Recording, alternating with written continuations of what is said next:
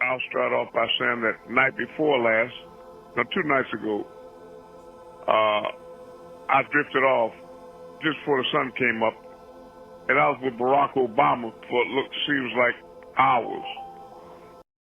Michelle popped in too, but I was with him, and it was we was vibing good. But every time I started to try to show him something profound, it seemed like, like something would get in the way, almost like when you're trying to run from something, then you start moving slow, you can't run. It was like, I don't know what it was, but something was kind of stopping me from showing something. But I just think it's odd. I can't figure out why I spent so much time with Barack Obama so clear and real. So I know something is going to happen in that political area right there. I don't know whether he's getting a hold of our classes if he knows we back or what, or he's going to intervene in some kind of way, but I'm just saying I saw him, and I was with him. I even drove him around in the car, everything. And he was showing me something on his phone, and then I took his phone and went to show him something, and Michelle took the phone from me. I just looked at it. I was wondering, I guess she was being protective of me because she didn't really know me or whatever, but she messed up right there. I was going to show her something. All right, anybody else with a spiritual experience?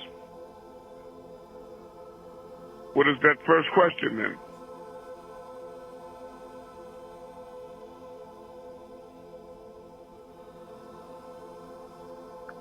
This is Q&A class, question and answer. I have a question. I'll do my very best.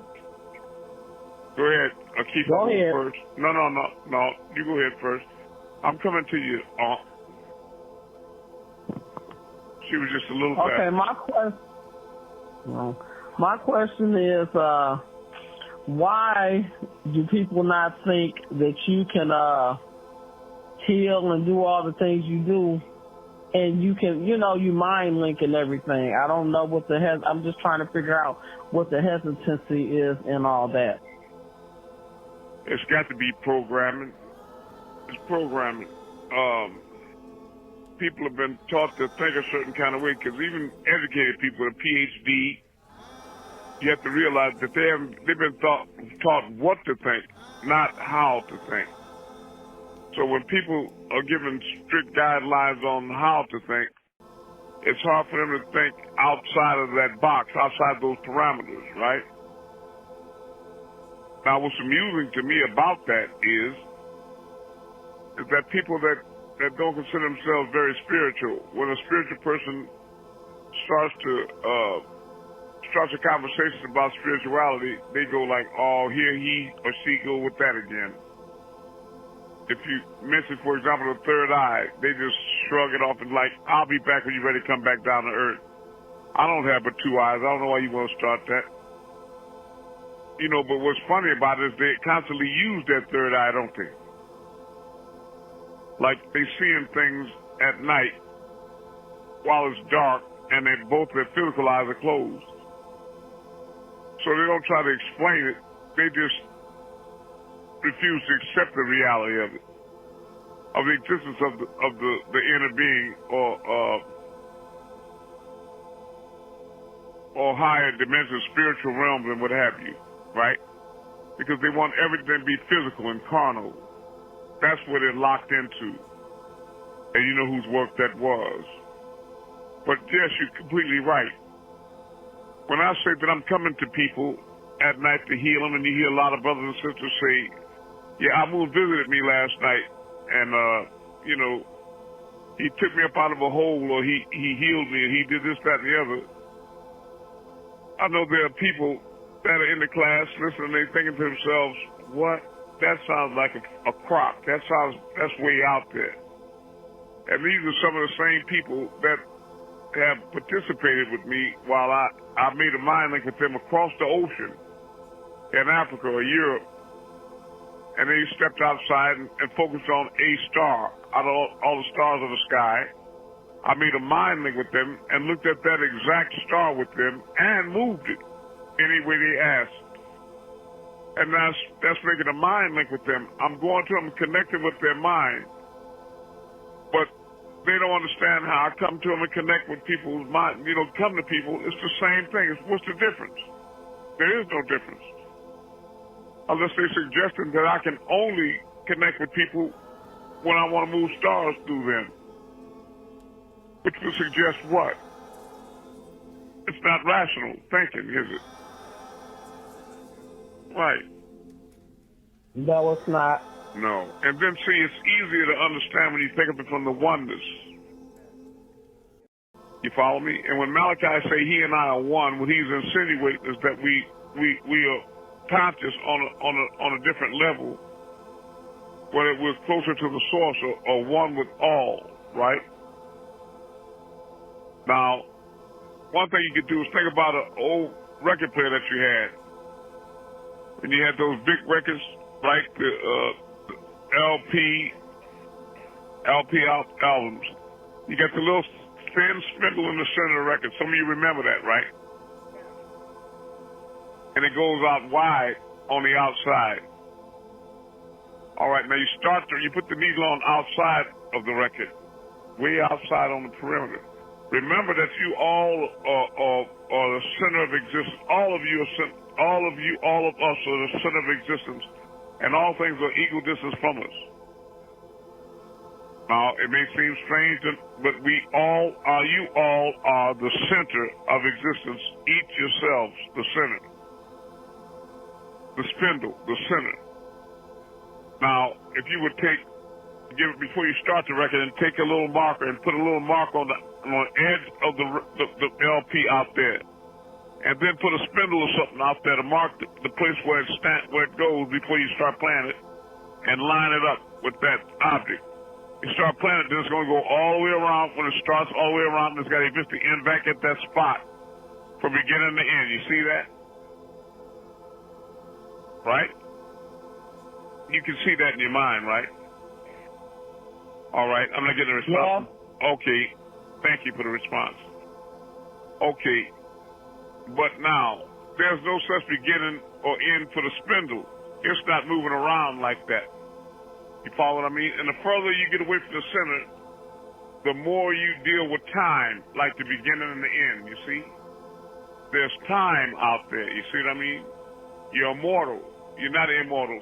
But when you're dealing with the oneness, you're not going, there's no here and there or now and then.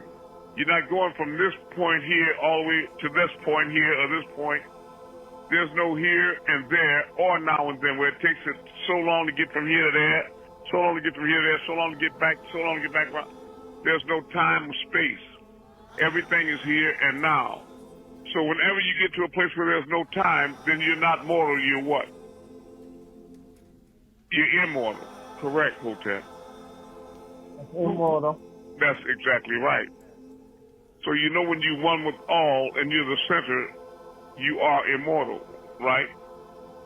And you're not affected by time and space and the things that can happen or events that can happen in that duration, right? Yes. Okay. Well, now, if you think of me as being one with all, look deep into this light and you see three limbs. And everybody's on the center. Everybody's the center of existence, and I'm on that center. Then I'm one with all. That means I'm one with all of you. Are you following what I'm saying? You see? And I can reach you all. Yeah. But now, you know, it's difficult to reach people that are way out on the edge like that. You follow what I'm saying? Don't push me, because I'm close to the edge, right? If they get too far away, then it's hard to reach them. You follow what I'm saying? And the further away from the immortality, the further away from being a god, you know, they get too far out there, you know, they'll fall off, they get too far out there. That's terrible for them. But I hope that cleared it up some, right? My suggestion is everybody try to get closer to the source. I can tell you something else about that LP while it's revolving, rotating. If you stand over and look straight down on that record while it's spinning, and you go,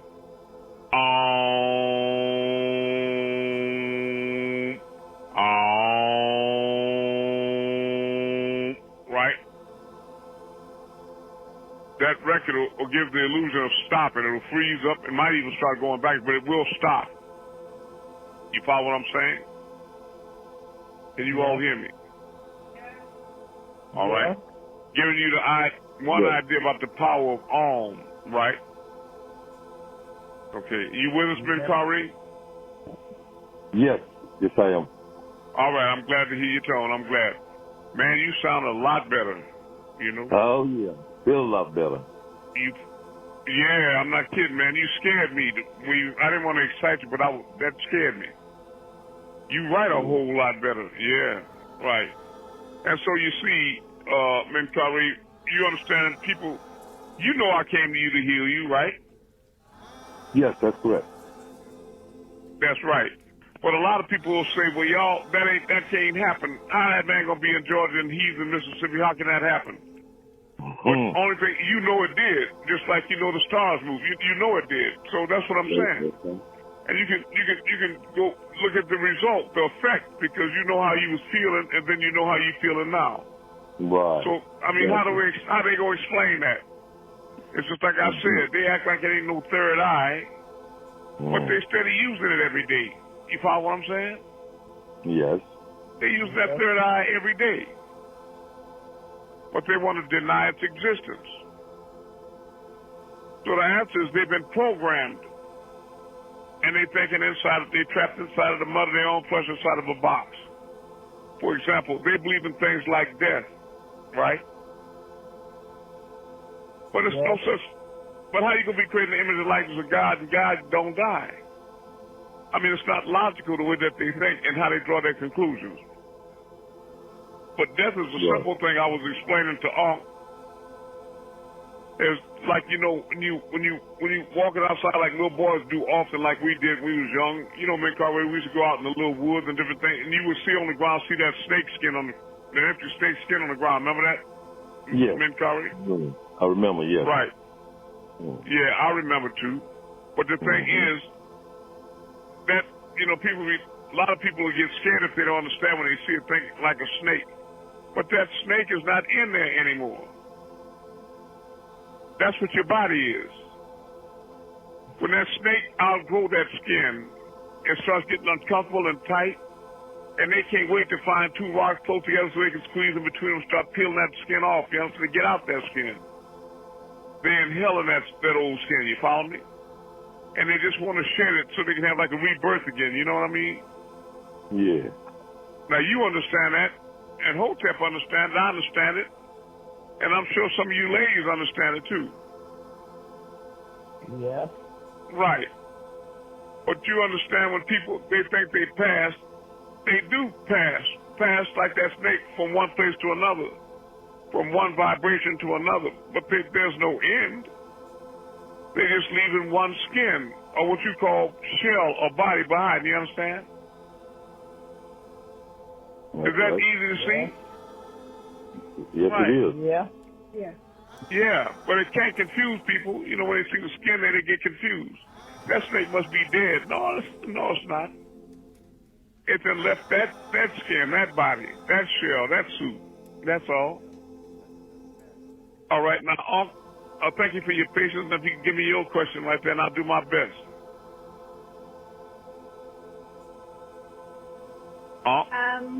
I thought about it. I kind of resolved it myself, but thank you. You know, other people might like to hear the answer to that, and maybe they can gain off just a question if you would share it with us.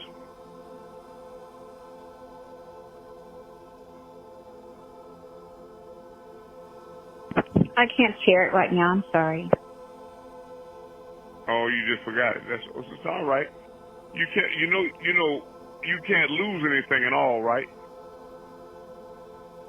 This is we're in another place right now. You know, you can't lose anything at all, right? I but didn't. You can lose I didn't things say I didn't say I forgot. I said I choose not to share with it or share it at this time. Okay, all right. Yeah. But I'm just saying, as a separate matter, you can't lose anything at all, is what I'm saying. All right? All right, thank you. telling people that you can't lose anything in all. You can't lose your purse or your keys in all. Because all it's there. You just have to, when people lose things, it's because they're dealing as an individual, as a mortal, from a mortal perspective. But when you one with all, you can't lose anything because all you have to do is go back in the mind of all and retrace your steps. It's in there. It's always in there, and it always will be. I just want to let you all know that that was not related to what I heard what you said, that you didn't want to share that with us. Okay. All right, who else has that next question? Rahul Bat, this is Katat. I have a question. Rahul Bat, I'll do my very best. Yeah, what is the role or connection when it comes to DNA and the soul and consciousness? Okay, what is the role of the what now? The role or connection between DNA and the conscious soul. All right. What we are is consciousness, right? And what it is that just like atoms and protons and, molecular particles and what have you, your consciousness is just projecting these things because what we have a unified field of energy with unlimited potential. And your consciousness shapes these particles like atoms, what have you, that really travel around like flocks of birds.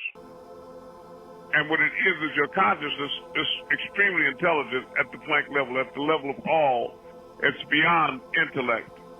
And it knows how to arrange these particles, these subatomic particles, into anything. For example, when you're dealing with Bocelli, what was his name? It started with a V. The one that replaced his hip.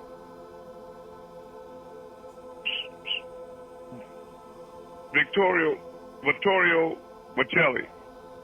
Remember that he had cancer and it had a terrible tumor on his left hip. He went to the hospital, and the doctors felt it was nothing that he could do about it, so they sent him home.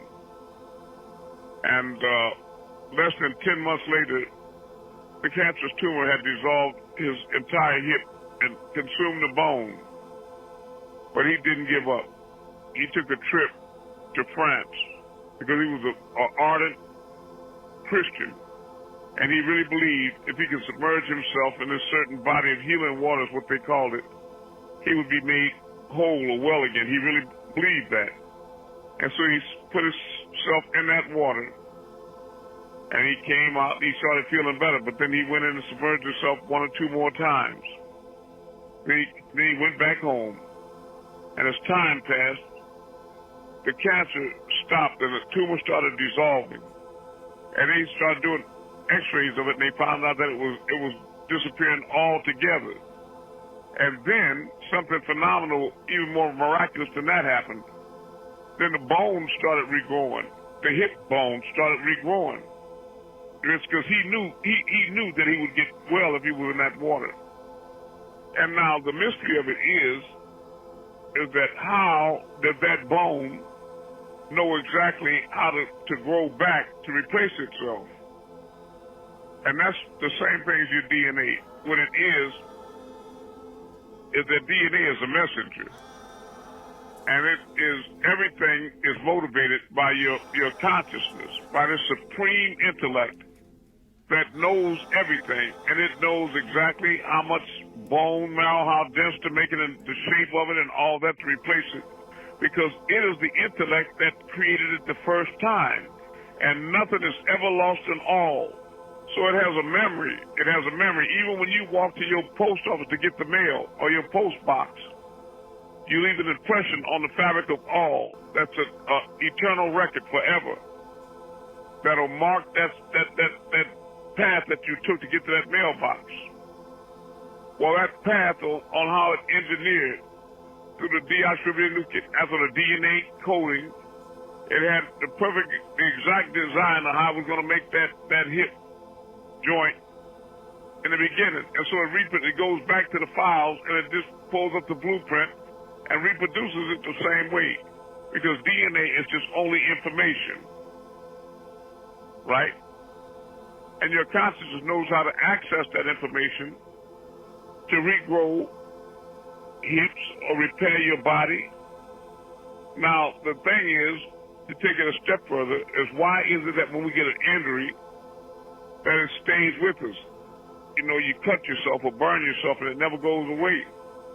It's because your mind has got stuck in a groove like on a record that you scratch. Boom, boom, boom, boom. And you locked into that and that becomes a reality to you, a fixity. And you've been conditioned to believe that once it's a scar, it's going to stay there. Right? Or if they give you a diagnosis of something bad, that's just it. That's the bottom line. It's incurable and that's it. You have to live with that, or what you call die with it, snakeskin, however you want to look at it. So that, as we discussed before, you know that you flash in and out of this illusion at least 1,044 times every second. That's pretty fast. And so at least half the time, you're back one with all again. And at the point of being one with all, you are the absolute creator of all creators, and you have the easy ability to create yourself any way you want to, or your environment, any way that you can imagine with your consciousness. That'll be the projection that you project in your dream, or what you call this phantasmagoria or this illusion, right? But if you've been programmed to believe that your body is a fixity, and that once it's burned or cut or whatever, it's going to stay there, if you really believe that, Michelli, then just like he believed he would be healed, then you believe that it won't. You follow what I'm saying? So your consciousness keeps reproducing the same thing over and over again. Over and over again.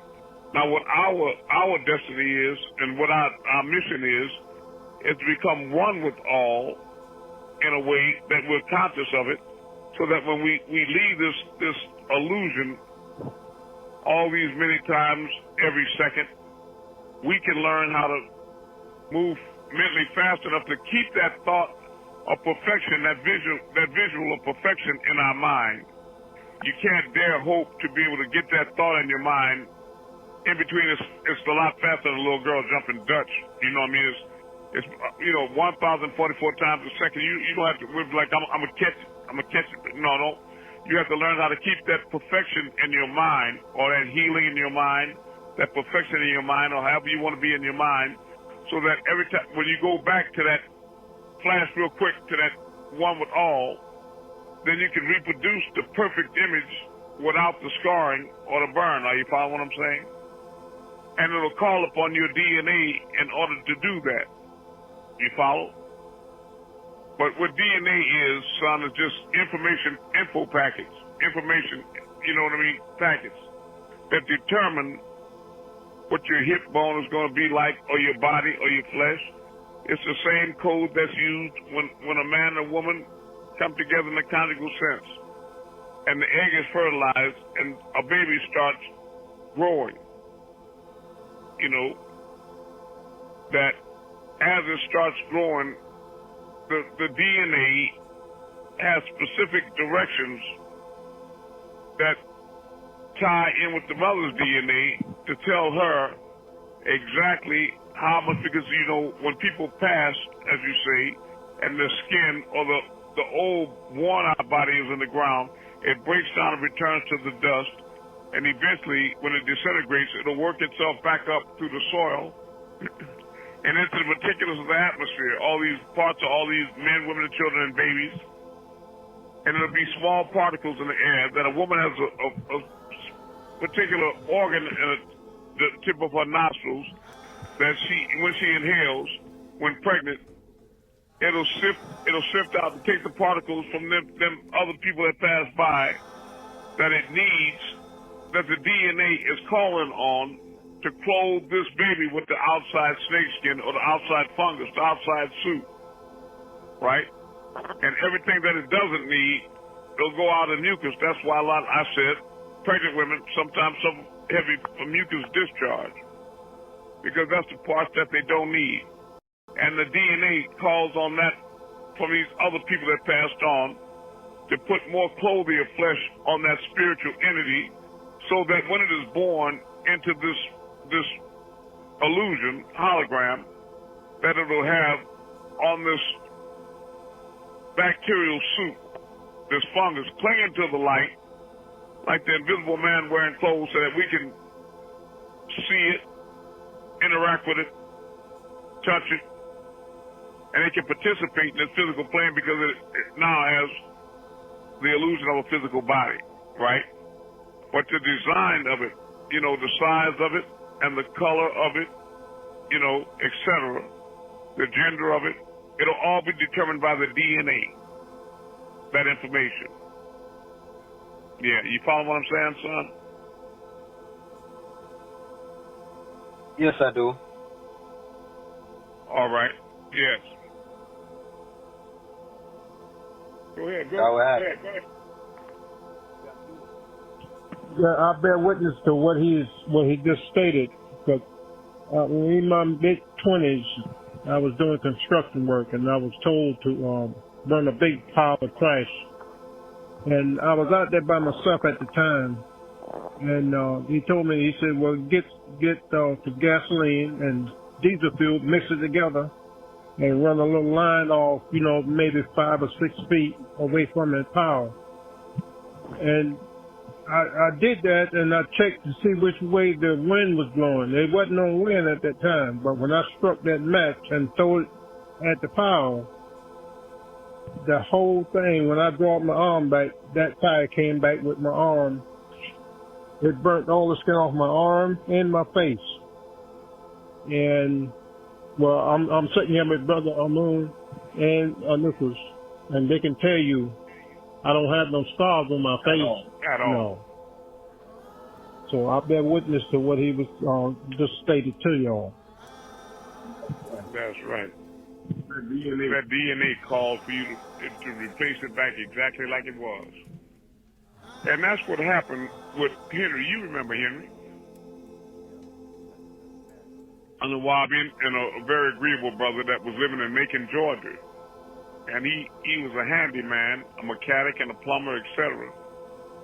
And he was attempting to take a car to the junkyard so he could scrap it for the money. But at that time, they had made a rule that you can't bring a car to the scrapyard or junkyard until you get all the gas out of the gas tank. Because they have been plagued with the big giant compressor that crush them, that when people have that gas and the fumes in the tank, that the pressure of the crusher would make the cars explode. And so he had crawled under the car on his back with his head pressed against a concrete driveway and almost his nose on the tank.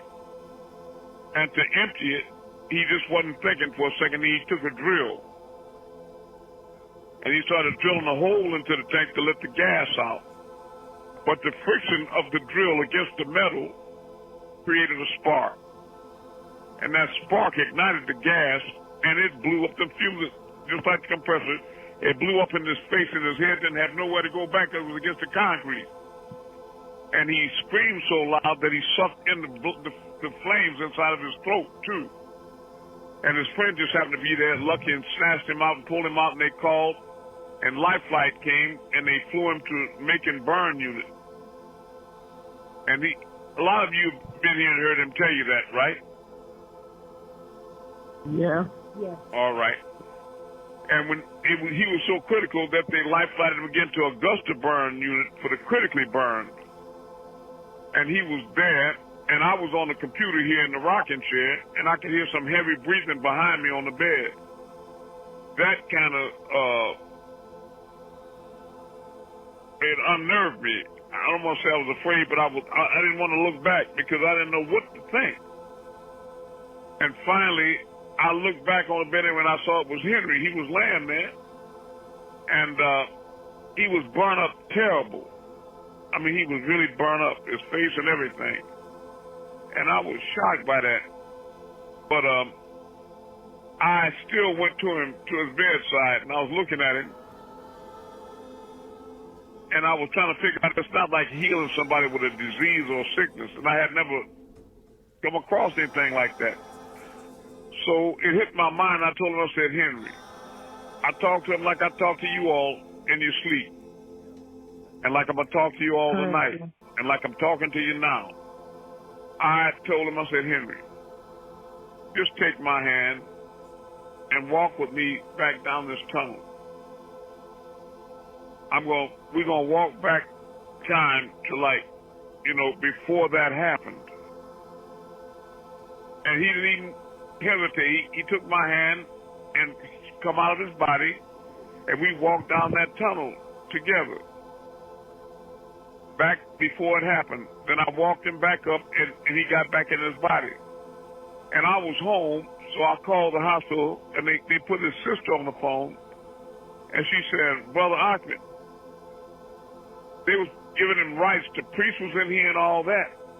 But he's sitting up in the bed, and he's cracking jokes and all that right now. And they put him on the phone.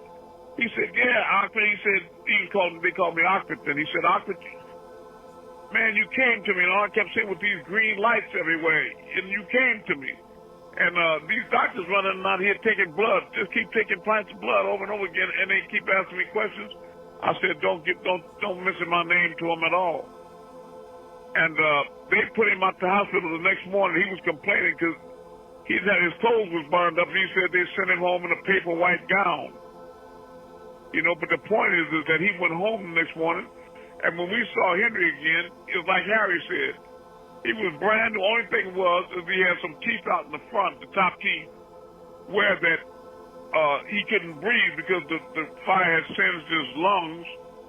And the woman doctor came in there and asked him, said, have you all checked his throat? And they said, no. She opened up and checked, and it was fused together from the heat. So she sent for a certain kind of instrument they had, and she had to break his teeth, but she pounded that thing down his throat and tore it open where he could get some breath right there. So his teeth, that's the only thing he got now, is like 3 front teeth missing in the top. But other than that, he's just like he was before the fire. He can sing and all that, just like he could.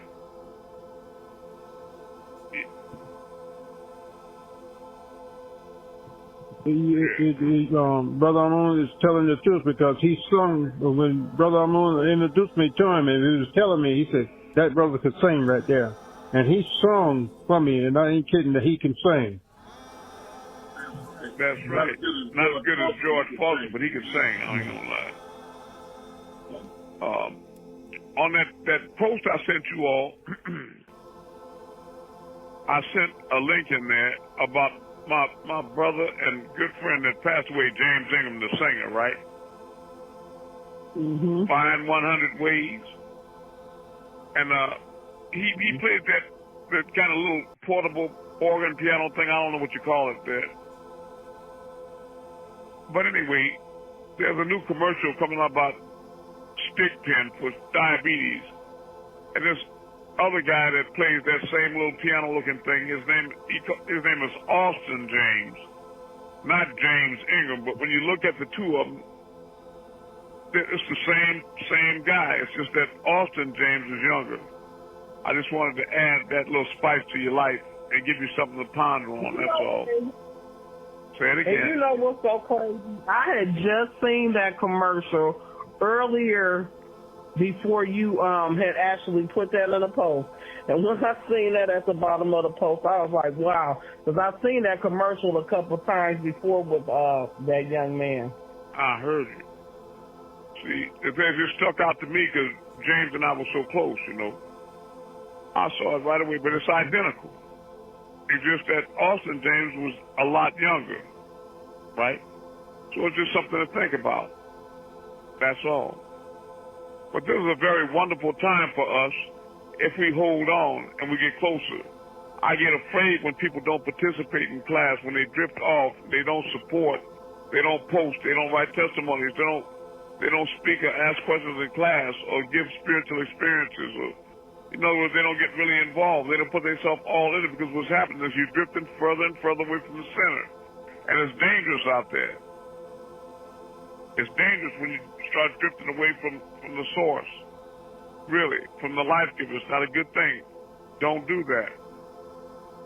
Get involved and hold on to the rope seriously. Hold on to the center. Don't let go and get closer.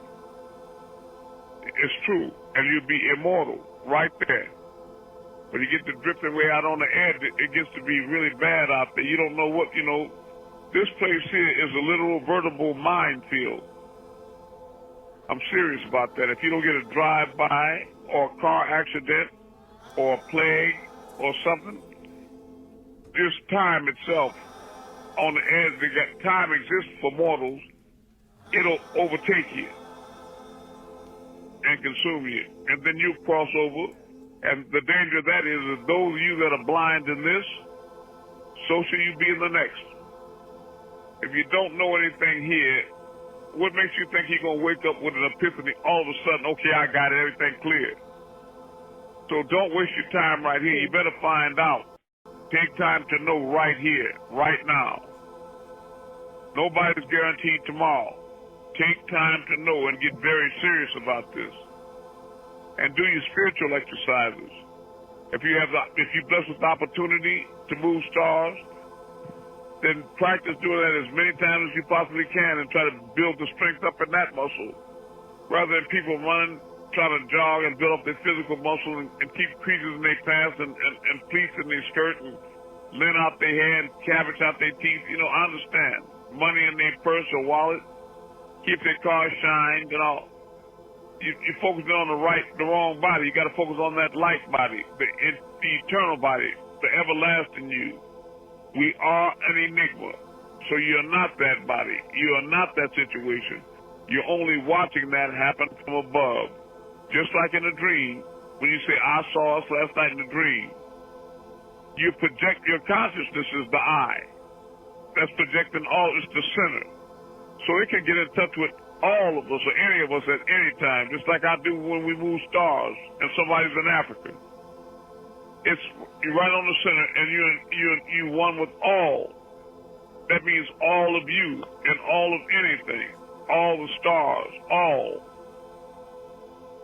But understand, all of this is a place. When you start thinking about all, don't start thinking about vast reaches of space going out, countless miles and light years this way and that way and all that.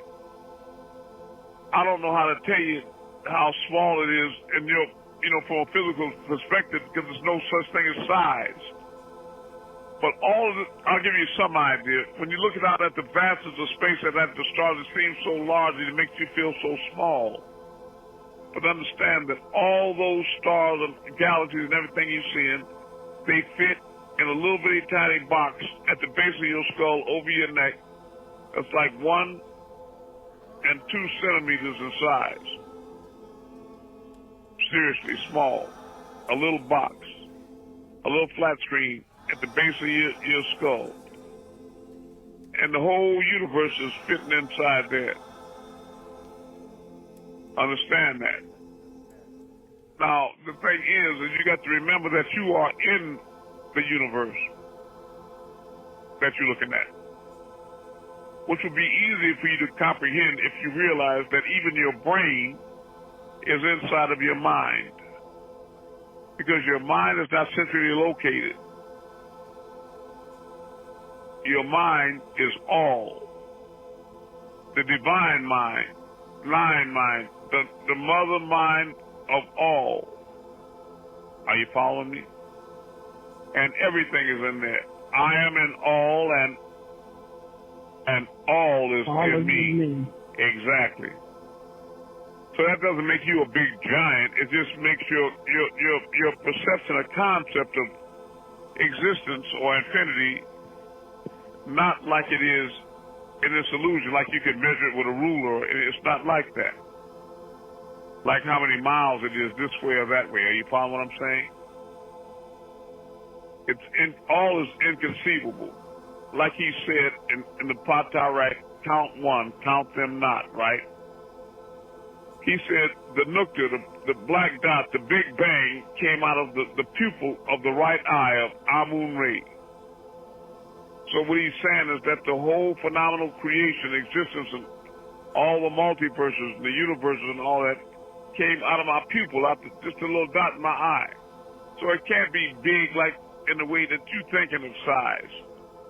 Yet everything is contained in it. Right? So we have to have a new way of looking at things. Right? You follow what I'm saying? A completely new way. You have to look at it with the eye of God.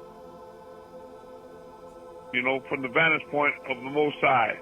And like I told you all a long time ago, as long as you're looking at things from the bottom up, you'll never understand it. You can't connect the dots because you'll be too inextricably involved in creation or wrapped up in it. Right? So you have to look at it from the top down and not the bottom up. Understand it, right? You have to look at it from the perspective of the Most High, and then you can see it and understand it and connect it. But if you look at it through human eyes, you'll never understand things like life after death or the spiritual realm, or how, when he say in the Bible that ye are gods, it'll never make sense to you. Right? It'll never make sense. Or that you are the center of existence and all things are equal distance from you. You'll never understand those concepts. As long as you believe that you are part of creation and not the creator itself, you can never understand the creator's relationship to the creation. You follow what I'm saying? And I was fortunate and blessed enough to be chosen to come to be here as your guide to help you reconnect with the reality of who and what you really are. Are you following what I'm saying? But what good would it be if you don't really focus on what I'm giving you or what's coming through me? You follow what I'm saying? Right. Yes. Yeah. That's like somebody giving you a key and then you throwing it away and then you run to the door with all speed and find you can't open it when you get there. And then you had the key and you threw it away because you felt you didn't need it. Bam. Right? Yes. Right. And you know, what you call devils, they know everything. Problem is there are no things. So they know everything about nothing. You follow me? Nothing relevant. Nothing real. Nothing enduring. You follow? Okay, now who has that next question? I have one. All right. Go ahead, Amun. And God, sister, just please have patience with me, and I'll do my best to answer yours next. All right? Amun, what is it? My question is, I know I keep seeing all this stuff about people want to say that it's a flat earth and stuff, but I mean, even if you go that route, it still would be circular. So I don't get that. Right. The thing is that everything is cylindrical, is a circle, is an orb. I know that because, for example, I've seen the Earth from the cosmos, looking down on it from what you call outer space, and the moon next to it on more than one occasion. And I'm telling you, I'm not guessing. It is like a basketball next to a grapefruit. It is really a circle. Now, the thing about that, to connect the dots, is you got to remember that every planet or star has a central axis, right? And everything is built on a circle, so that everything revolves on an axis or a central pin, just like that LP album. Are you following me? Yes.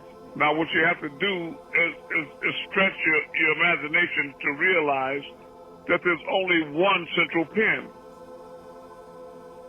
right? So when we told you about the realm of opposites, you know, like hot and cold, you know, high and low, when you look at a thermometer, and you've got 100 degrees on it, and the temperature is at 50 degrees, is that hot or cold? What would you say that is? Hot. 50 degrees? Then what would... So what would 49 degrees be? You follow what I'm saying? Yeah, I would say so it might be cold. Temperature is only one thing, all of them anchored in the same reality, creating the illusion of opposites. It's not opposites, it's the same thing. Right? Like love and hate. Right? Hot and cold, it's temperature. Right? Now you can't do that with fear and love because they're not the same thing. Are you following what I'm saying? Yeah. I'm not trying to be confusing. All right. I hope I answered your question. Now, sister, what was your question? And thank you for your patience.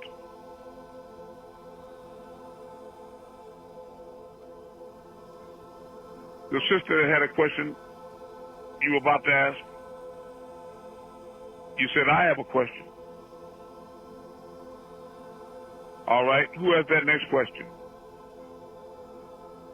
I hope you can think of your question. I wasn't trying to be rude, but the sister had asked first, right? So we have to have some kind of order to it, right? Yeah, can I say something about the how would it look if... Say it again. I have a question kind of about the flat earth thing. Okay.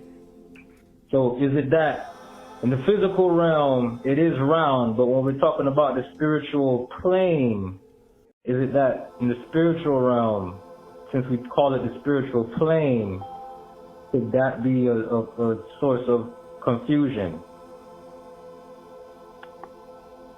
No, because in the spiritual realm, it still would be round. In other words, you have 7 shadowy stages of the same physical body you see in the mirror. But the force plane you, the spiritual you, the soulful you, are all etheric duplicates of the physical you. They're all shaped the same, right? They just vibrate on different frequencies. You follow what I'm saying?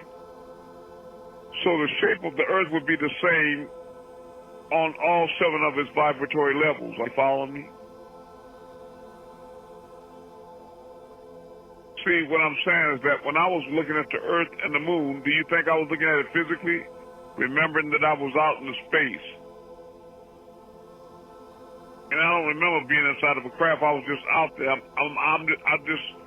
just out there. Remember Brother John in Rhode Island used to say he used to walk around in his bed when he come out of his body and go up through the ceiling and he'd be going through the stars? It was like that. I was just out there. Right. You follow me? I was just out there. So if I was a physical body, I wouldn't be able to survive in space, according to them, right? So I was in the spirit when I saw the earth and the moon from out there. And so, evidently, the earth and the moon were in the spirit too, so they had to be, I'm telling you, they're around in the spirit. Just like they are on what you call physical. You follow what I'm saying, son?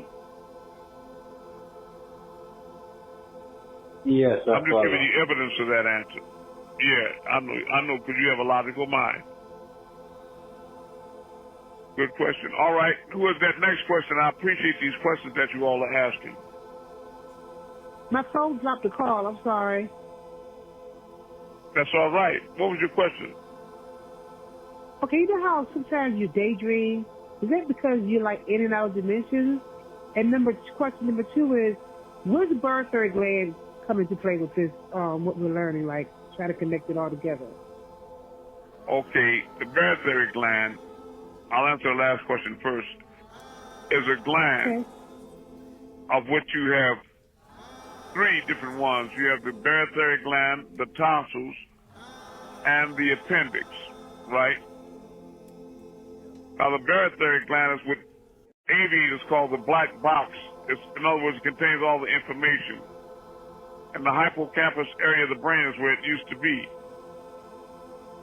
And it's what connects you to, it's the organ that connects you to God, raise up your body.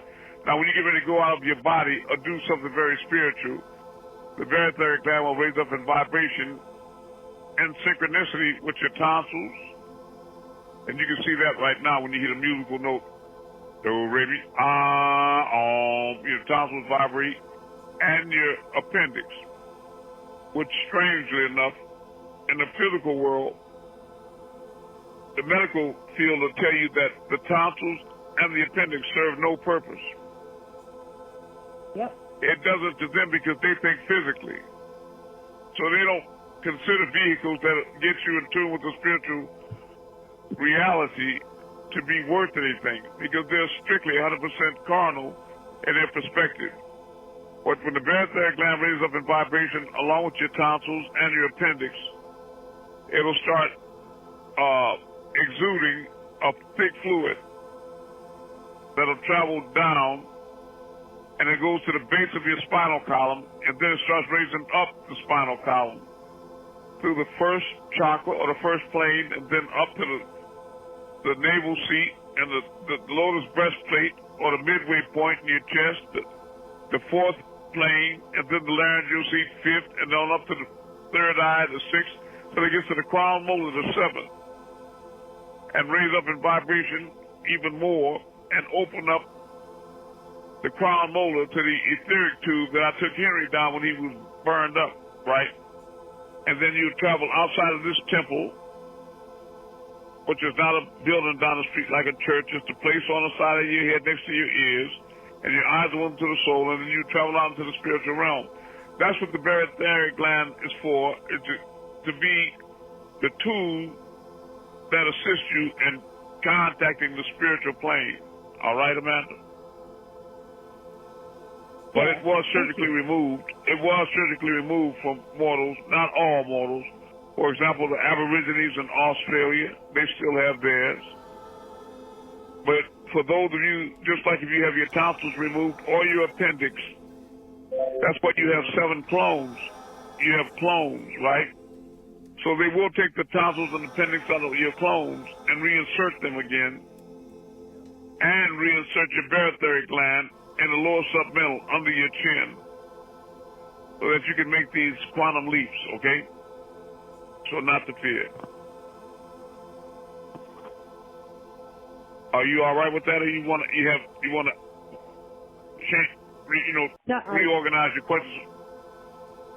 Huh? I understand it. All right. I'm glad. Now there was another sister brother had a question too. Go ahead. It's about daydreaming. That's my second question. About will you daydream? Is that because you're in and out? Okay, about daydreaming. Yeah.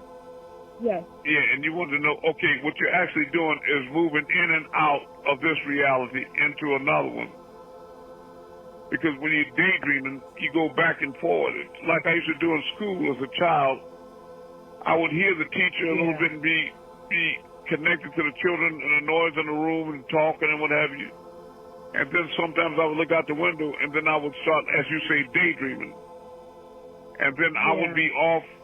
I could be off as a pirate somewhere else. And that, in order to dream, it requires sleep in a way. You don't necessarily have to be asleep in a nocturnal sense, but disconnected consciously from this reality. And you can be dead or sleep to the world, right? And then you still will be able to connect with those other realms and other dimensions, right? It's just that you're going in and back and forward, because the teacher can snap you out of it and say, Amanda, pay attention. You see what I'm talking about?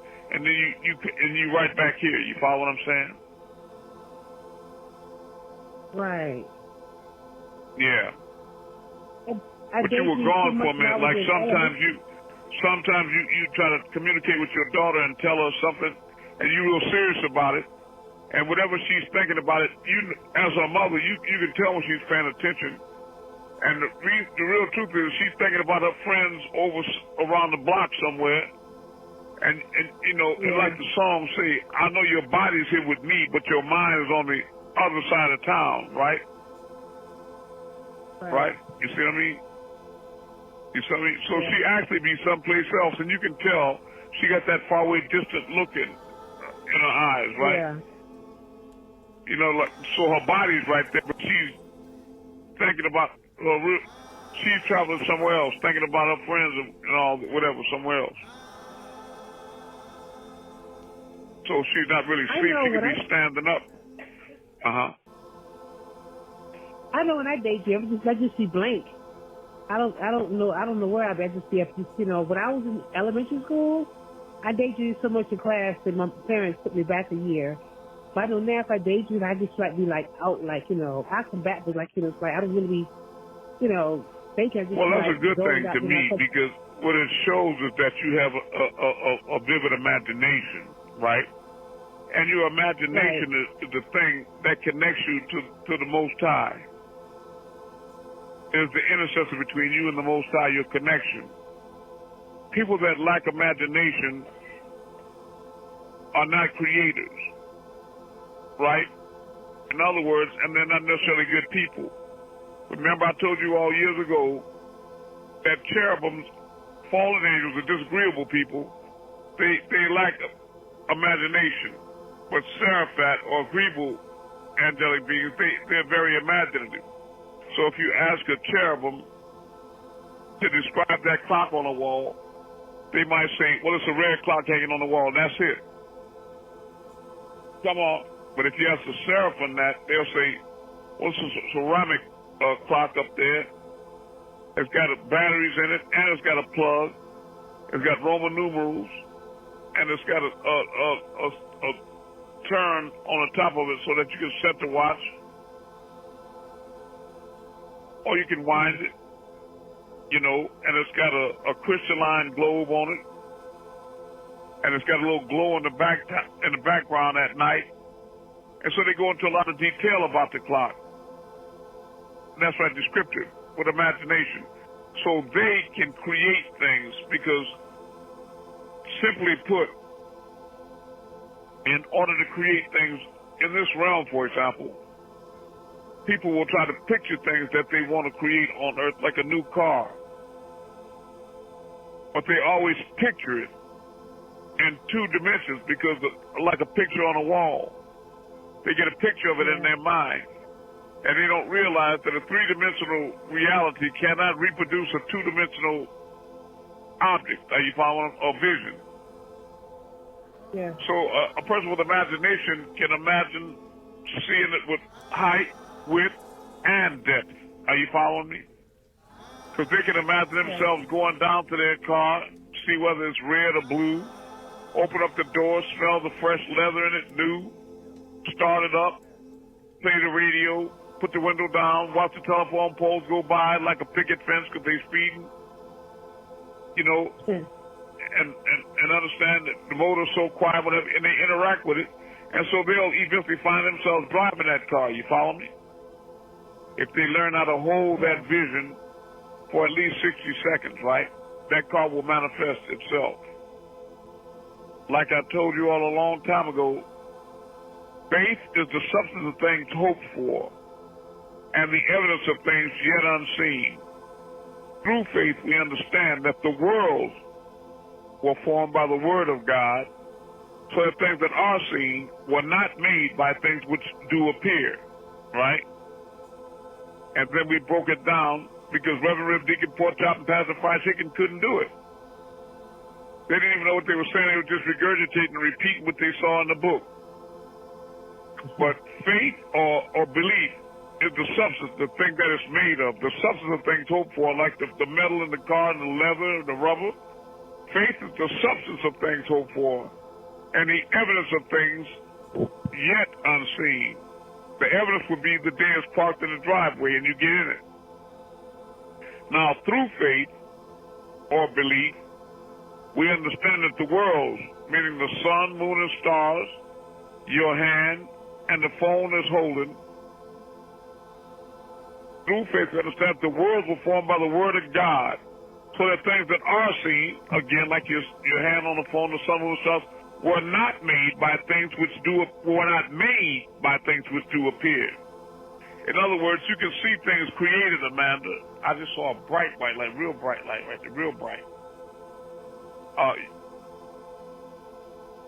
You can see things created, but you can't see what created them, right? like we were talking about the hip bone or your body, right?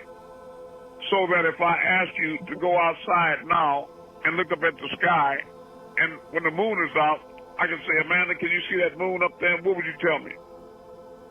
I can see it on the moon, right? Okay. Yes. You can see them stars out there. And I say, Amanda, can you see them stars? What would you tell me? Yes. Yeah, I can see the stars, right? But then I say, Amanda, now I want you to point to they were created, right? The stars and moon were created, right? Okay. But then if I say, Amanda, now point to the one that created them, point to the creator that created them. Could you say, there he is right there, or there he is over there? Could you point to the creator and see him?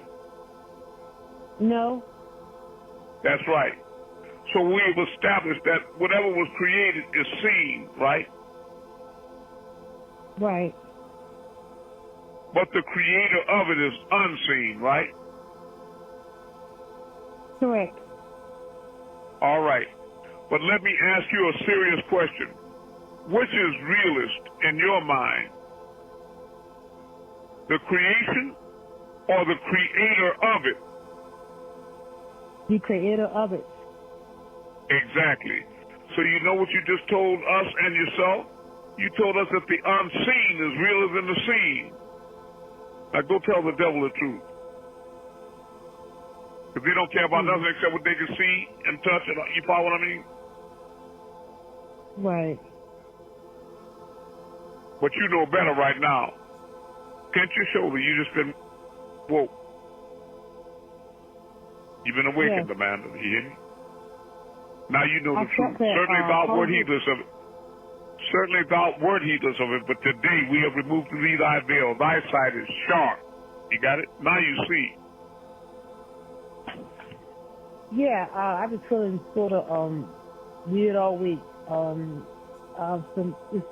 say you've been feeling weird? I mean, not weird, but I've been feeling different. Like just different. You are different. You're becoming a new being. You're being changed. I feel that. Yeah, I do. Honestly, exactly. I follow you. Metamorpho, like a caterpillar turning into a butterfly, right? I've never seen it way the world. The same, but very different, right? A new being. A little. I understand. Yeah. Change is frightening sometimes. Change is frightening. Like I'm being That's why couples that when they've outgrown the relationship, they still stay together because they're more afraid of change than they are of the torment of being together. You follow? Yeah, I just feel overwhelmed. Right, but it's going to be all right. It's all for the good. You'll adjust, and you'll realize that the only thing that is continuous is change. You follow me? And that's a wonderful thing. Just imagine if things were always the same and never changed. That wouldn't be very exciting, would it? No. I know. That's right. Well, bless you for that. I'm glad you are changing. All right, somebody else had a question, too. Who was that?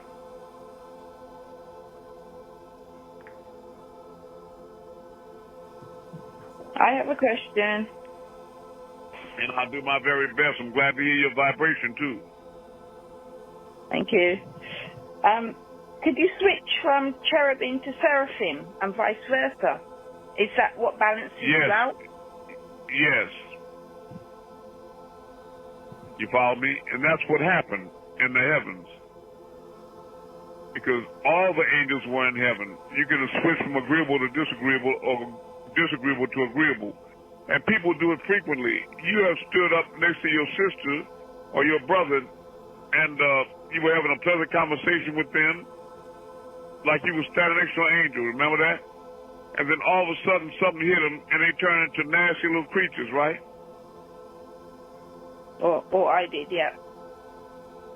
Yeah. They did it right there and they shifted polarity. right? That's how the angels fell from heaven. They were all agreeable because, you see, to disagree is not evil, but to rebel is, right? So they could disagree on things. We could agree to disagree, but not to rebel. When they switched polarity, then there was a shift in the tone and the colors in heaven that went from green to red. You follow what I mean? And it went from beauty to ugly, and from love to hate, and etc. You know, that kind of thing. And then they fell and were dismissed from the ether vapors. They couldn't maintain them because they could no longer vibrate at that frequency. You follow what I mean? They woke up in hell down here, vibrating real slow, and created the illusion of solidity, solid, actual, and time-bound. And when they woke up, they were enocytes, forgetful beings, so they don't even realize they fell from grace, right? And they don't even know they're in hell. You follow me? And that is getting deeper. Right. But the answer is yes, you can go back and forward. Right? First off, don't tell yourself that you're a cherubim. You follow what I'm saying? Because you are the creator, and you are the decider. You are the observer. And you're the one that's controlling what it is that you project or you create. Are you following me? You are the creator. And you have free will, and you control what you create. Don't ever tell yourself that anything, no negative affirmations, right? Okay. Because your words have power. When you tell a star to move, what does it do, Cheryl? It moves. So if you told yourself that you were cherubim or something like that, what would happen? You would be that. Say to a thing, be, and it is, right? Yeah. It's by word, you see. The kilama, the logos, the word, be careful. Your words have power. So you shape an unshaped astral with your word. You see what I mean? Yeah. So let it be written, so let it be done. If you say to yourself, I'm a cherubim or something, then there it is. And if you say you're not, then you heal that tumor, that hip bone, and come back. And you be back in the heavens again. Right? I see. Yeah. Yeah. And unfortunately, this is another, I'm going to jump the track. You got disagreeable beings that are very conscious beings, and they're so disagreeable or evil that they'll try to contact you in your sleep, not to heal you, but to plant evil suggestions to you, like witches and spells, you follow me? And tell you that you're sick and you got this and you got that, or something wrong, or something bad will happen in your life, right? And you can fight them. You know, that's a war on a spiritual plane. You have to fight them. You can't succumb to that. You can't give in to that. Because, they'll keep trying to plant things in your mind. You know what I'm talking about? And these are real beings that they take time and go in circles, like witchcraft circles. And if they have focus on one man or woman, they'll keep trying to see things and say chanting over and over again until they can try to reach them and put that in your mind so you wake up thinking that shit is real. Oh, I got so-and-so. I got cancer. I got this. I got that. No, you dropped your psychic self-defense, stopped planting DVDs, and you just left your mind open and you was butt naked spiritually, and they got to you. That's what it was. And told you was sick and told you all kind of things. And when it goes into your subconscious mind, it breaks out in your conscious reality. Right? That's it right there. I'm glad I did. I'm glad I answered it. And it's important for you to know that. So when I tell people to get these packages and listen to these things all night long, that's exactly what I'm saying. And when you're talking about I'm in bed with my husband or I can't hear it when I'm asleep, stop all that.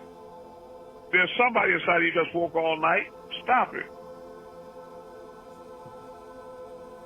the thing is, you want to listen to all this negative. Let me tell you something. Just like I told you, there's satellites out there. You got cell phones and television, radio transmitters and all that. And most of this information that's coming all through the air is negative. You understand that? Yep. And it's going inside your mind. And you know, sometimes you wake up or have bad dreams. You don't even know what's upsetting you. You wake up and you feel scared and you feel upset and all kinds of things and confused. You don't even know why, but you let all this pollution in your mind all night. And you have nothing positive to combat that, to offset it or nothing. And you wake up and you be mad and scared and evil and all kinds of things. You don't even know what. Okay. And every time you jump in fire, you're going to get burned. It's going to happen. You have to have a psychic self-defense. You don't need to talk about I was doing this all my since I was a little boy, a little girl. You go, well, okay, now you know better then. You ought to know better. You're going to wake up with all right, now you're going to have some bad days. Like I told you, you got neighbors on your left and right, and that man won't be on the cell phone arguing. I'll kill you, nigga. Fuck you, bitch, and all that kind of stuff. I hope your mama died. All that. And that them cell phone waves, Cheryl, do you think they're going around you and under you, or you think they're going straight through you like they're going through the walls? Straight through. Exactly, they're going through you. And you don't think that that's affecting your autonomic nervous system? That's not affecting your consciousness in any kind of way? The residual negative vibrations are lowering your vibrations. Are you following me?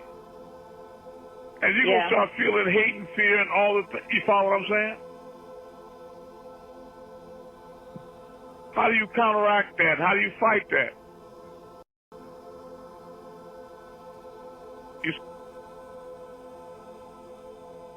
I said with the TV on, they got all kinds of, it was just cowboy, they got all kinds of subliminal messages and things in there.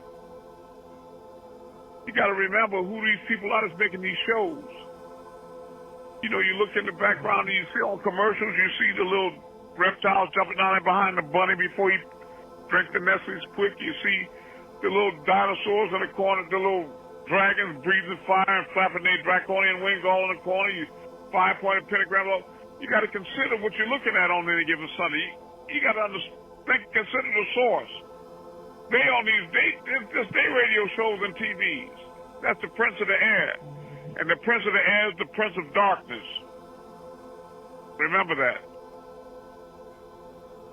So I'm trying to create things to give to you all that you can play in its place. It's not possible for you to get rid of the darkness if you're afraid. But it is possible to turn on the light. And when the light comes on, what happens to the darkness? That's right. That's exactly right. Exactly. So they putting all this negative stuff in you, and I'm putting the positive stuff in there, so it's going to make, you understand? The truth is the what? It's the light. The light.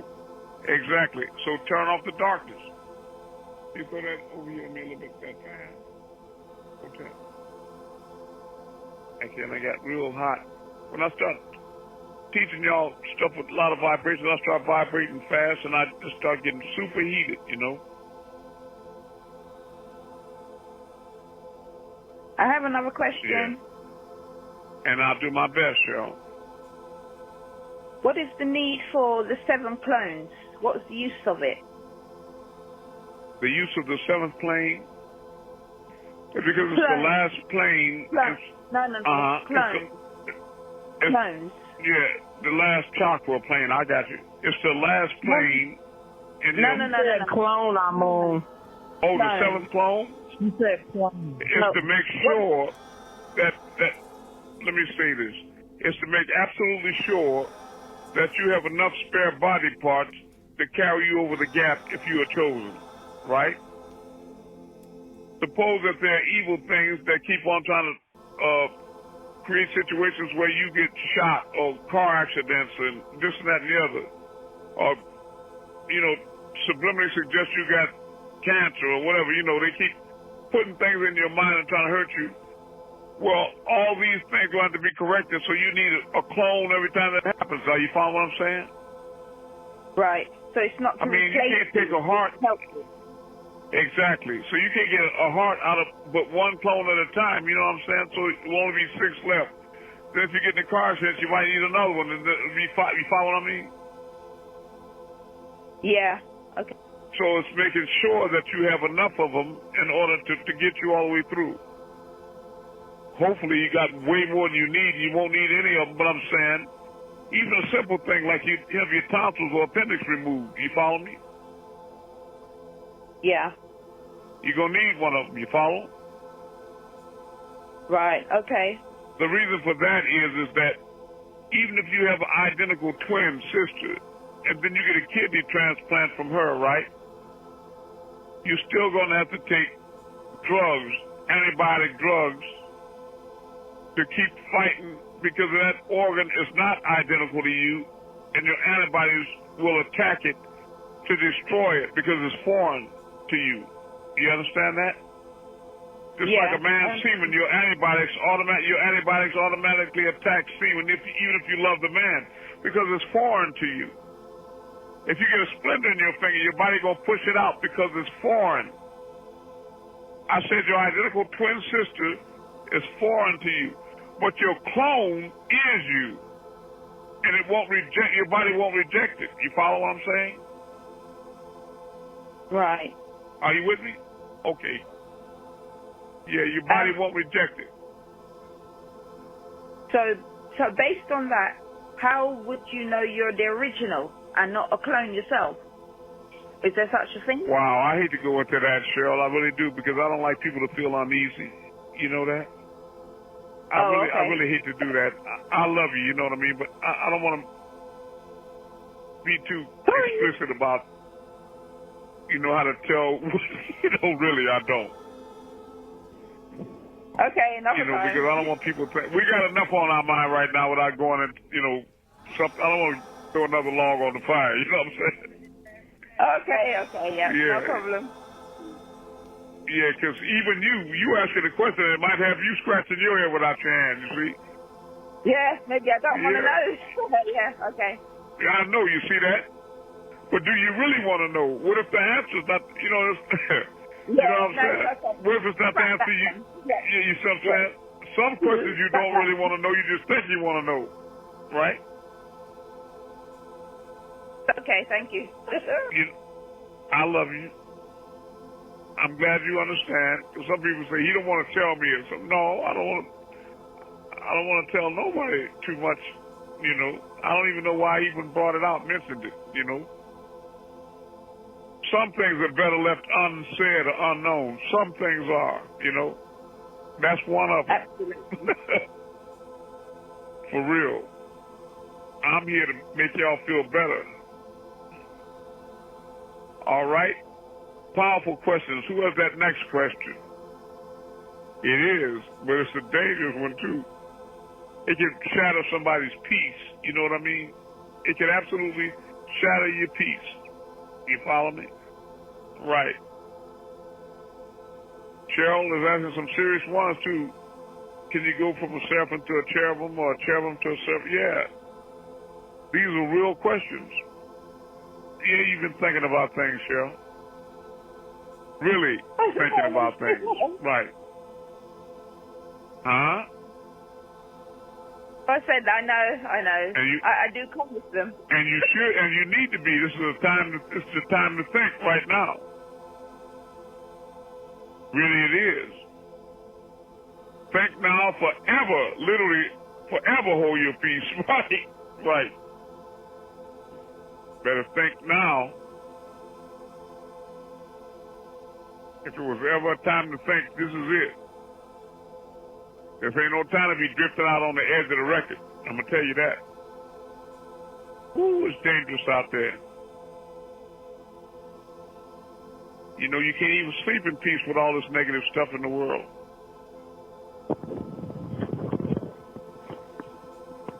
You got things that be messing with you, tormenting you in your sleep. You see people sometimes fighting in their sleep and all that. They be fighting all this monstrous stuff going in their mind. You follow me? Yeah. It's Real. All right. Why don't you all bless us with some more of them good questions? You're making us all wake up. You know what? I got a question. And I'll do my best.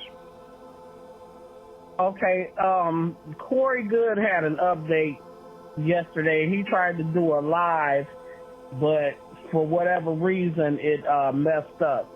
So he had to take it off. So he redid it today. And he was talking about the Orion group, and apparently there was an incident on one of the moon bases, to where a whole bunch of humans died, and he said that it was the Nordics that had did it, and he was saying how the Orion group, how they, worship AI and stuff, and how terrified they are now because they're at the end and everything. Yeah, because he was saying like all the ones. He said that the Greys were involved. Let me tell you how you know he's telling the truth about that. I told you all that Risk or Iliu was the heavens on high, 19th galaxy. Well, the disagreeable ones after the war in heavens were cast down, and they were cast down to the first place was Orion, right? So that's how they got in Orion. So you know the ones on Orion are disagreeable because they were cast down, right? Yes. From Ilion to Orion, right? Yeah. Yeah. Unfortunately, Rahu Bat. I'm going to have to send you this class, son, because it's that serious. Your family been asking some real questions tonight. Real questions. And it's really a shame that these disagreeable beings are trying to cut these classes off and block everybody from it. And y'all know this is exactly what the world needs to be hearing right here. What are the rest of these clowns talking about? Wasting your time until you die and go to hell, right? In fact, the stuff they telling you is leading you to hell and rushing you on in there. They ain't nothing but devils. And they ain't talking about nothing but carnal, physical things. It was somebody was telling me about what's going on in Brooklyn with the Nawabians last week, and he was saying all they teaching is about 8 steps to making money, all kind of physical things. Devil stuff, that's all they teaching. Leading people straight to hell, connect with the body, connect with the world, get locked in. I gotta get you some money at the cost of your soul. They might as well be teaching them they don't have a soul. That's not possible. But what it is they're not activating their soul, or they're not dealing with that aspect of their being. And so it's just like they don't have one. And that creates what you call a black devil. You follow me? All right, you all, it's time to get outside, move these stars. Right now, I'm going to turn off the light. And we need everybody that's trying to make it to participate, please. Who's the first one that can see something out there? I can see something. All right, got us. All right, what you gonna do with it, Amun? What do you see first off? I don't know what this is, but it's pretty doggone bright. All right, what are you gonna do with it? I see it. In the name of Amun-Rayay, raise up.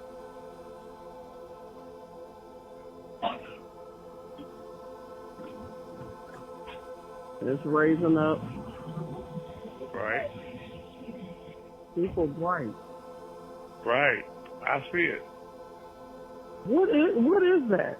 I don't know. I saw it in my room a little while ago. Real bright like that. I saw it before you did. I saw it in here.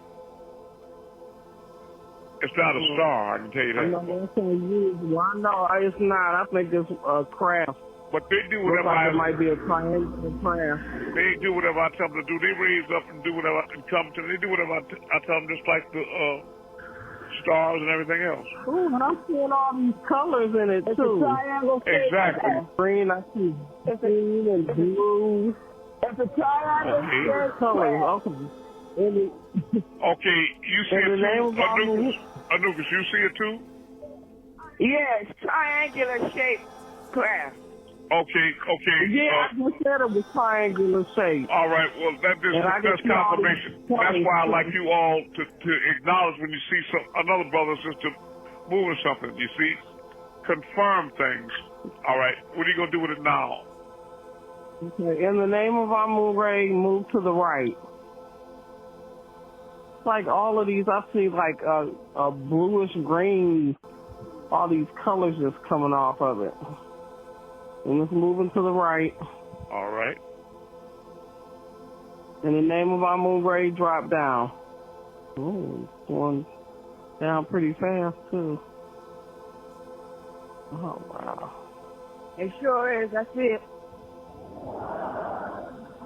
In the name of Amun-Rayay, stop. Thank you, family. Thank you, I Lucas. love you. All right. There's another sister. Also, Messiah. Okay. Who's going to go, you say? I'll go. All right. You're in Florida. Go ahead, Kim. In the name of Amun-Rayay, the Messiah. What are you moving? To the right. Let everybody know what you're moving. Okay, a star. I'm moving a star. I see it. Who's making noise on the phone? Who's trying to be irritated making noise on the phone? Don't think I can't reach you. Don't do that.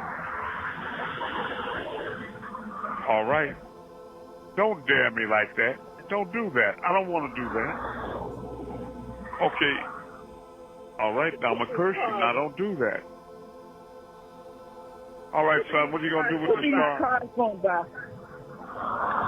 I want to move it to the right. In the name of Amun-Rayay, the Messiah. All right. Going to the right.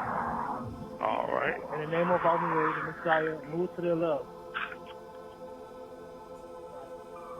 Shifting to the left now.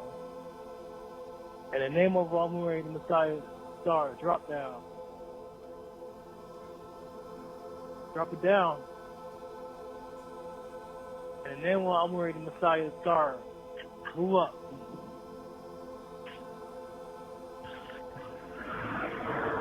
Going up. In the name of Amun-Rayay, the Messiah, star, move clockwise. Make it come to you, son. Okay. In the name of Amun-Rayay, the Messiah, star, come close.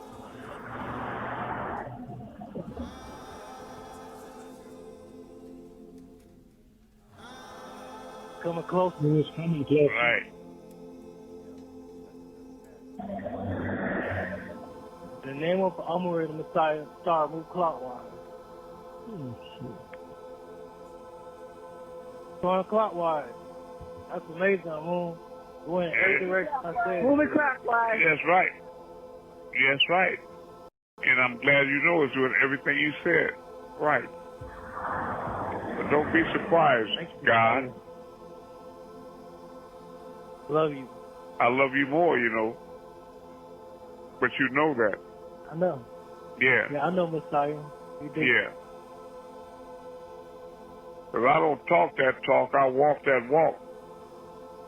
Yeah, you prove it. I don't leave you guessing. You be like, love me not. No, you know I love you. See, y'all know that. Yeah. I don't leave no doubt. That's right. Thank you, Messiah. Well, thank you. You supportive and serious. Just study harder. That's all I wish you do. Okay, I am. All right. There you go. Prove to me that you love yourself. All right, who's going to do something next? I'll go. This is All right. What are you going to move? What are you going to move? A star. All right. All right. I see it. In the name of Amun-Rayay, raise up. And it's raising up. It's I moving know it up. wobbled a little bit. It tripped a little bit when it got started. I know. Yeah, I know. I know. In the name of Amun-Rayay, drop down. Oh, it fell down. That's right. I saw that too. You know, there are beings in the world that want to destroy what I'm doing because I'm helping, trying to wake y'all up and help you, heal you, and they make you pop. You know, they don't want me to inform y'all. No, that's got to be evil beings. They got to be evil, right? They are, yes, exactly. Right. They were trying to stop them bad people from putting you in slavery and all that. Go ahead. In the name of Amun-Rayay, move to the right. And it's moving right fast. I mean fast too. Stop. All right. In the name of Amun-Rayay, move back to the left.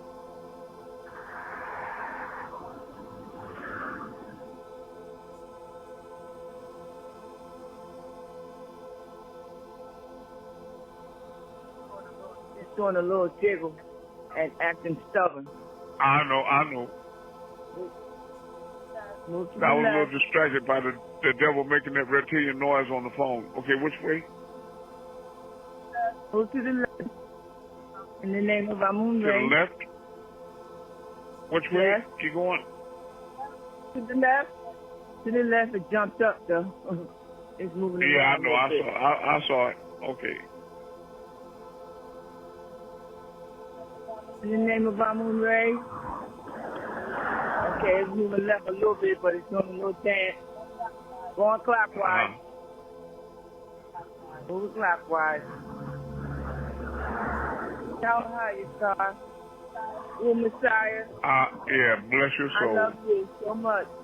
I love you more. Hotep, what we gonna do today? Okay. Cheryl, I know you see something. Cheryl. Yeah, wait a minute, Cheryl. I know you see something in London, right? No, it's overcast. Okay. Well, you know we can move them clouds. Okay, Hotep, what you gonna do? Okay, I'm gonna move a star. Are you there? Yeah, I'll be right with you. Hold on, goddess. Okay, I see it, Hotep. I can't hear you. Yes, I'm still here. Roll that time, and I'm here. Okay. Okay, Hotep, what you gonna do with your star? Hotep. Okay, can you hear me? Yes, I can. Can you hear me? Okay, I'm gonna move a star. Yes. In the name of Amun-Rayay, right. Drop down. And it's dropping down. Stop. My car. In the name of Amun-Rayay, raise up. Tell her I can hear her. He can hear you. And it's raising up. Stop. In the name of Amun-Rayay, move to the left.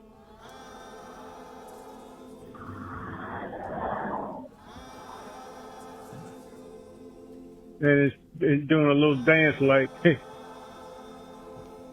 That's right. Stop. In the name of Amun-Rayay, move to the right. It did a little dip. It did a little dip to the right. Moving left. No, it's moving right. Yeah. In the name of Amun-Rayay, up and move to the right.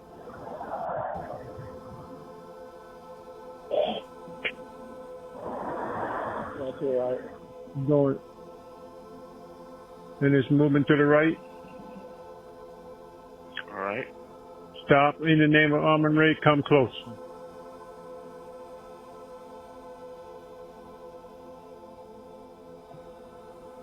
And it's coming closer. Coming closer. Stop. In the name of Amun-Rayay, move back to the right.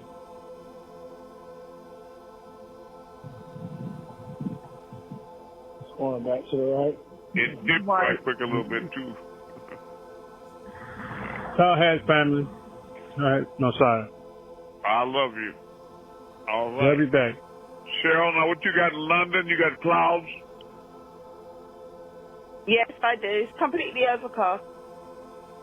Okay, you want to? What we gonna do? We gonna move them to the left a little bit? A whole bunch of stars out. Mm-hmm. Yeah, you gonna move the clouds to the left in London, Sharon? Okay, let's go. Just say it. The word. So, in the name of Amun-Rayay, move to the left. Clouds, move to the left so that I can see some stars. Mm-hmm. I can't hear.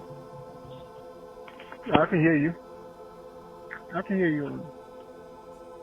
I can't hear Amun.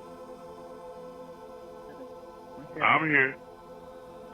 Yeah. I'm just one with Cheryl right now. Right. You better. The clouds are moving to the left, Cheryl. I can see them. I'm trying to see. You can too? Okay. I'm trying to see if I can see a star or anything. Oh, you want to open them? Well, why don't you try to open them up? If it's really overcast moving it to the left, it's not going to open up the stars too much, huh? No. I need to create a gap in the middle. Well, then ask for that. Put your mind on it. So, in the name of Amun-Rayay, open in the middle.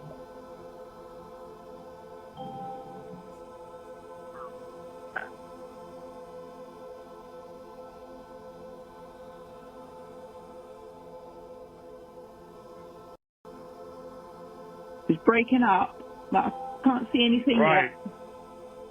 It's breaking up. It's actually breaking up. I can see the difference between dark and light, but I'm still trying to see if I can see a star. Yeah. Who's talking now? Focus. Focus Cheryl on and Cheryl moving. the cloud. It's cloud again. She got to open up the clouds. She's opening up the clouds so you can see one. Focus on it, Cheryl. I'm focusing. The phone and dropped the call and I can't get it back in. Star 6 and do it twice and like coming. It's a clear area now, but still can't see any stars. The clouds have actually moved up. It's actually moved up, so it's kind of clear, but can't see anything in the sky. But you got to open space anyway. That's a start. Yeah. Yep. It's moved. It's absolutely moved. Which way you want to move the hole? To the left or right or what? Down? Let's move it all to the left. In the name of Amun-Rayay, move to the left. Everything. Just go to the left. Move to the left. The clouds are drifting over. They're actually moving. Yeah. I see it. Yeah, it's actually moving. The whole shape yes, is moving. it's actually moving. Yeah. Yeah. It must be some haze under the clouds. Yeah. Where you can't see the star. You see? But I can see between dark and light. That's kind of draining me a little bit, Cheryl. Let's kind of okay. We do it next time. We'll go further with it. Okay? Yeah. Okay. Thank you. Anyway. We'll search so we can see a star, but it's kind of draining me a little bit. You know? Okay. Yeah, that's fine. No problem. You all right? But I think we did good tonight, right? Yeah. I definitely saw that. Right. That's progress. Yeah. It's a real bright one back there, too. I can pull it out, but, you know. All right. Still moving. Yeah, they still moving. That's right. They moving. Right. Yeah. That's that residual energy. Right. Okay, you all. Let's come on back in.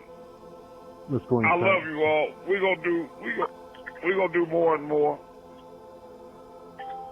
until you all realize there's nothing that y'all can do anything until you realize that. Tonight. Look at him. Go ahead. Take your time. All creation swing to the left in the name of Amun-Rayay.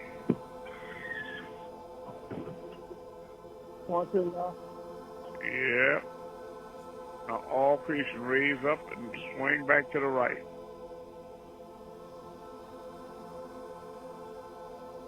Right. Now swing to the left. Now drop down. All creation raise up. It's raising up. Yeah. Now go in a circle.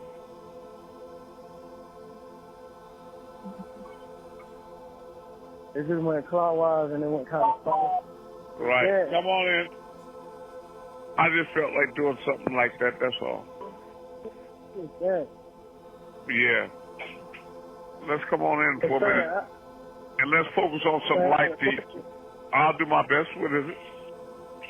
I was listening to the audio of the last class, and what you were saying was sleep and death, like brothers and sisters, right? And yeah, you can't be scared of death. Can you explain on that topic for me? Okay, you got to put your mouth on the phone so I can hear you clear all the way. Can you explain all that topic for me? About sleep and death? It's the same thing, except that in sleep, when you get through traveling in the spirit, you slide back down the etheric tube and go back into the temple or back into your head. And then that life force reanimates your flesh again and you wake up. But in death, when you leave the temple and go into the tunnel or the etheric cord of the tube, the elders cut the cord like at birth, and then you can't go back into the womb or back into the head, right? Into the body again. And you begin it's like a rebirth of free and independent life on the other side, the spiritual realm. You follow me? You go back home. Follow. Yes. Come on. It's a wonderful thing, right? I just moved to Amun-Rayay. Yeah. I just let one of the co-workers watch the star move. Her name, Olivia. Okay, Olivia. Let her pick out one. Let me talk to her. You see one, Olivia, that you want to move?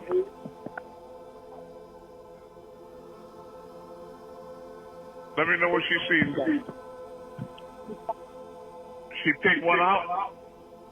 Yeah, she picked one out. All right. Tell her I'm going to move. It's going to move to the left.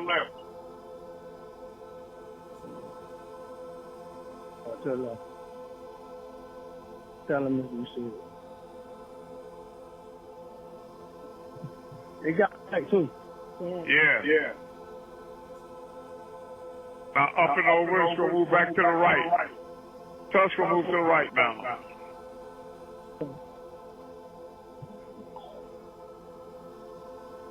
I see Tell it. us, you see it? Okay, Olivia. Now it's going to raise up. That's going up.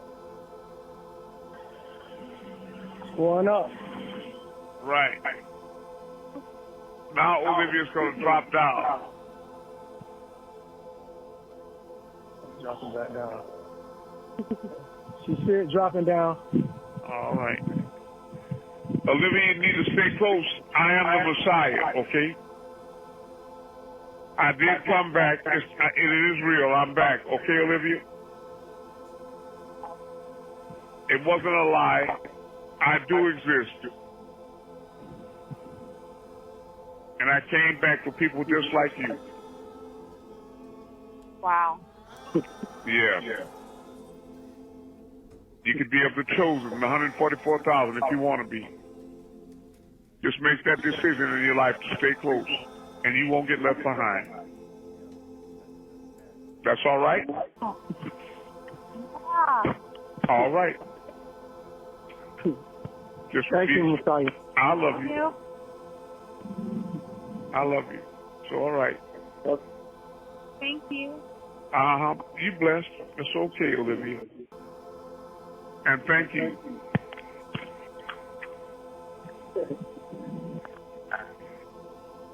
Thank you for being a friend. All right. Okay, here. I just heard you. Okay, hold on, you all. I'm gonna put a little light into you all right here. All right. Now there's already a light inside of you all, and at some level of your consciousness, you have the ability to heal anything and everything. Right? So I'm going to connect with you all, but this time I'm not going to move stars. I'm going to link with all of you as a center pin, and I'm going to flood your being with the healing essence. In the name of Amun. Followed by the pound or hash sign. Amun. Access code followed by the pound or hash sign.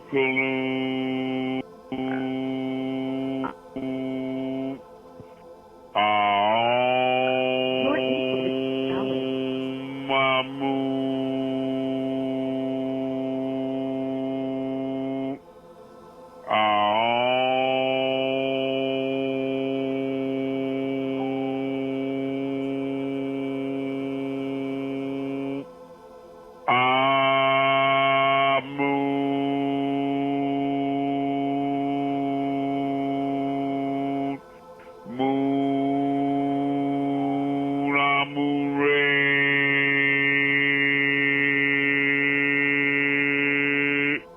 Who? 3 minutes. Yeah, I'll hear you. Yeah, I'll hear you. Al-Qadar. Be well, family. Look, we need you all to support, send in your donations, order your packages, write your testimonies. Now, I need everybody to commit, please, to opening up a page on LinkedIn and on Facebook and on YouTube and on Twitter. Open up Twitter right now. Start a page on Twitter. Y'all can call it the 144,000, the Messiah, whatever you want to call it. And so we can start posting information and links on there. Everybody that think they don't know, you smart enough to figure it out. Cheryl, I'm kind of wounded because you haven't sent us a testimony lately, and I keep asking. You gonna send us one, Cheryl? Did you get it? I sent one about a couple of classes ago. Did you get it? Yeah, but we need one now. I'm looking for. I don't know if I did or not. It's been a while since I got. Maybe you need to resend it. And I also sent you an email to send me the post for the latest post. I always answer those. I want you to answer and send a testimony about tonight, right? Cloud opener. Will do. I love you. But please put in there the miraculous things that we do too. Yeah. That's important. And give teeth to the testimony, right? Yeah. That's how we shift from one vibration to another. Just start doing the seriously correct, agreeable things, you see? You're going to be all right. Remember, I make mind links, and I look at more than stars, but I love you, and you're going to be all right. Do you hear me, Cheryl? Thank you. All right. And I love all of you. Yes, I love all of you. And light and life to all of you. Minkari, you doing all right with us? You here? Oh, yeah. Still here. All right. Get closer. And you know your package is on the way, right? Right. I will. All right. You got a powerful healing package coming. All right. And I'm going to try to cut out some monatomic white powder gold for you, too. You hear what I say? Yeah, I hear you. All right. I love you all, and we're going to get deeper into the healing next time. But I couldn't stop those questions because they were so powerful, and I appreciated you all for that. So when you have questions, when you're walking around or laying down, just write them down, okay, so you won't forget. And let's keep it going. Let's keep it flowing. I love you all. Amun-Rayay, Messiah, and servant to all of you. Peace. And I love you all of you, without exception. Peace. Love you too.